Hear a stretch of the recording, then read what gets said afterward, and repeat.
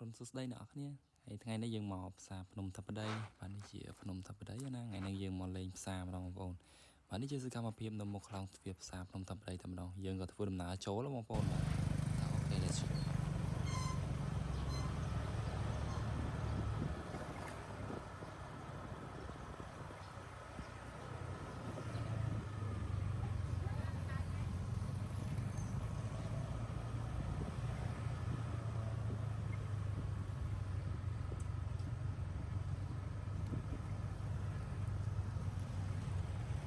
ដល់យើងជិះចូលមកក្នុងបងប្អូនបាទជិះចូលមកក្នុងបន្តិចមកបាទចម្ងាយរៀង100ម៉ែត្រដែរហ្នឹងណាហើយការផ្លូវចាក់បេតុងមើលទៅធ្វើដំណើរស្រួលបងប្អូនហើយនេះ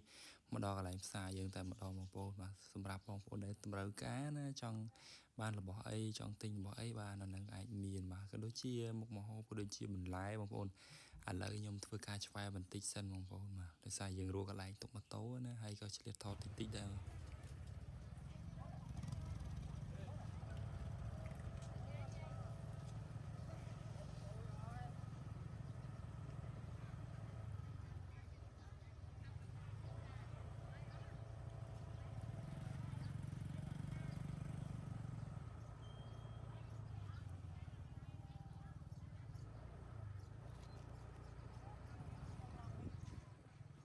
ទៅពីយើងរកកន្លែងទុកម៉ូតូបានហើយអ្នកនរយើងក៏ចាប់ផ្ដើមធ្វើដំណើរបាទដើម្បីមើលទស្សនាហើយខ្ញុំក៏អត់ដែរបានចូលទេបងប្អូនអើយបាទឮតែឃើញឬក៏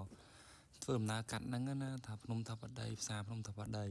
ដល់ពេលឥឡូវចូលមកថតយកតែម្ដងអញ្ចឹងមានការល្អល្អួរក៏ដូចជាខំឆ្កងត្រង់ណាអីជាស្រ័យផងបាទ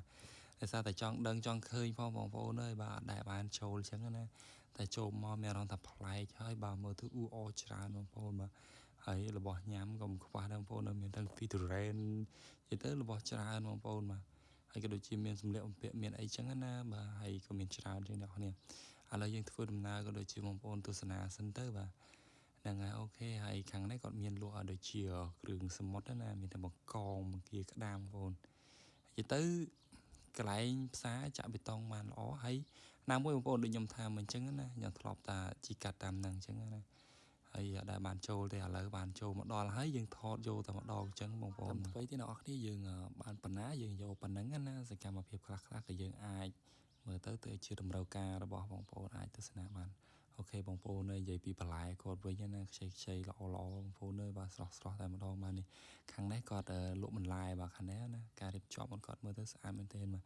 បងប្អូនត្រូវការបន្លែអីមកខាងផ្សារភ្នំតាបដីបងប្អូនអាចចូលមកខាងក្នុងតិចមកបាទហើយជាងឆ្វេងខាងស្ដាំដៃបងប្អូនអាចមកឃើញបាទនេះមានបន្លែមានសាច់មានអីចឹងណាគាត់ដាក់មកជួបាទបងប្អូនគាត់មានលក់នំលក់អីទីទួយផងដែរបងប្អូននេះជាបន្លែផ្លែឈើយើងណាបងប្អូនបាទហ្នឹងហើយបងប្អូនបាទនេះជាសាច់គោសាច់ជ្រូកសាច់អីណាតាមតម្រូវការអ្នកនរគ្នាហើយខ្ញុំដើរថ្ងៃហ្នឹងក៏រៀងអៀនដែរបាទដោយសារតែយើងចំណូលទៅថ្មីហើយខ្ញុំអត់ដែរចូលអត់ស្គាល់កន្លែងទៀតអមមិនអីទេយើងចូលទៅតែម្ដងទៅបាទខាងនេះគាត់មានលក់ត្រីហើយខាងនេះយើងបន្លែនេះបាទបងប្អូនស្គាល់ច្រើនហើយបាទផ្កាពណ៌ផ្កាឈូកនេះបងប្អូនមិនផ្កាឈូកទេផ្កាកផ្លោកបាទហើយនេះបន្លែស្រស់តែម្ដងបងប្អូនដាក់មកជាតិតែម្ដងបងប្អូនធម្មជាតិណាហើយខាងនេះក៏មានលក់ប្រភេទត្រីក៏ដូចជាមានសាច់ក្រកសាច់អីចឹងណាបងប្អូននេះតម្រូវការបងប្អូនជួយចិត្តណាអាចទៅរកបានបងប្អូនអើយបាទអូខេឥឡូវយើងធ្វើដំណើរទៅខាងមុំបន្តិចទៀតបាទហើយកន្លែងនេះរៀងចាបន្តិចបាទអូមានម៉ែក៏លក់ដូចជាលក់អីគេបងប្អូនមិញណាលក់ដូចជាខ្ចៅបងប្អូនខ្ចៅបងប្អូនស្គាល់ណាមិនមែនខ្ចៅប្រឡុងក៏យន្តប្រឡុងអីណាបាទប្រភេទខ្ចៅយើងអាចហូបបាន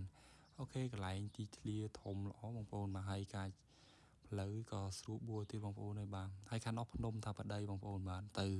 ខាងស្ដាំដៃណាហើយខ្ញុំក៏ទម្លាក់កាមេរ៉ាមកវិញមកហើយក៏យើងធ្វើដំណើរទៅមុខទៀតហ្នឹងហើយបងប្អូនវីដេអូខ្ញុំថតអត់សូវបានច្រើនទេដោយសារតែយើងទីតាំងយើងអត់សូវស្គាល់ច្បាស់ចឹងណាបងប្អូនហើយក៏បានបញ្ជាក់បានខ្លះបាទបើសិនជាពុកម៉ែពេញចិត្តនៅវីដេអូកុំភ្លេចចុច like ឲ្យវីដេអូខ្ញុំម្នាក់មួយផងអ្នកនរគ្នាបាទហើយខាងនេះយើងមានលក់សម្ភារៈផ្សេងពុកម៉ែបងប្អូនបាទហ្នឹងហើយអូខេអរគុណច្រើនពុកម៉ែបងប្អូនបាទផ្សារនេះខ្ញុំបញ្ជាក់នៅដូចជាផ្សារភ្នំតាបដីនៅឃុំតាបដីបាទស្រុកកោះកឡោខេត្តបាត់ដំបងពុកម៉ែបងប្អូនណាដែលគាត់ធ្លាប់បានទៅបាទរកទិញម្ហូបទិញសម្លៀកបំពាក់ឬក៏ទិញរបស់របរប្រើប្រាស់ផ្សេងបាទនេះជាភ្នំតាបដីតែម្ដងដែលខ្ញុំ